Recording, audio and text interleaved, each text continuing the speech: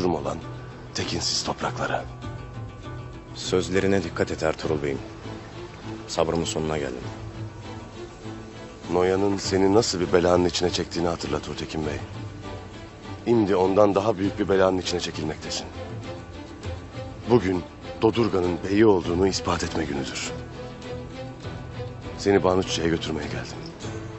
Seni nasıl bir belanın içine çektiklerini sana göstermeye. İnat etme. Gel benimle. Hakikati kendi gözlerinle gör.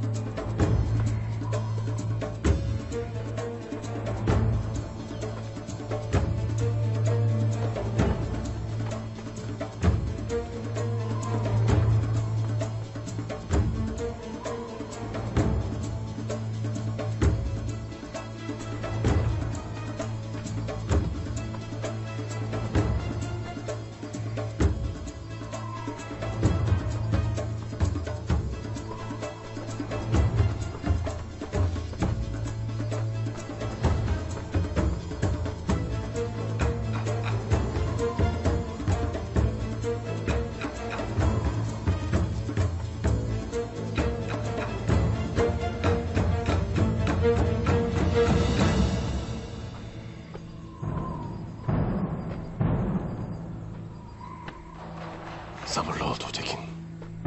Birazdan suçluluğun telaşına düşmüş Aytol'un da gelecek.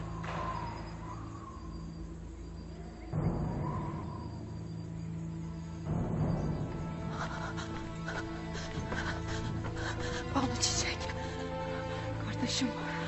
İyi misin? İyiyim Selcan Hatun, iyiyim. Yaran nasıl oldu ha? İyiyim. Seni çok merak ettik. Bütün gece gözümüze uyku girmedi. Selcan Hatun, Doğan Alp yaşadığımı bilir mi? Merak etmeyesin kardeşim. Doğan iyi olduğunu bilir. Dur bakayım hele.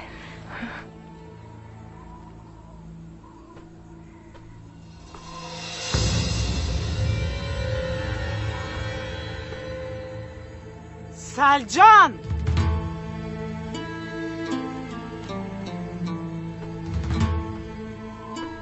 Gel hele bakalım soysuz avrat. Gel hele.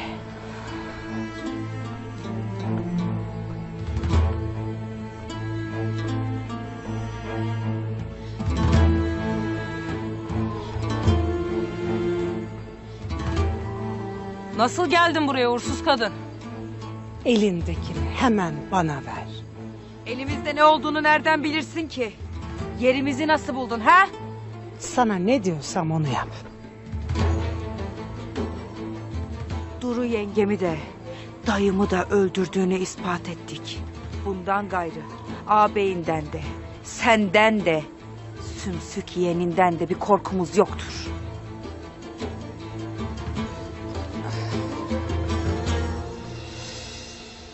Bu delili mi istersin? Durma. Gel al. Lakin önce ikimizin de cesedini çiğnemezsen avcunu yalarsın.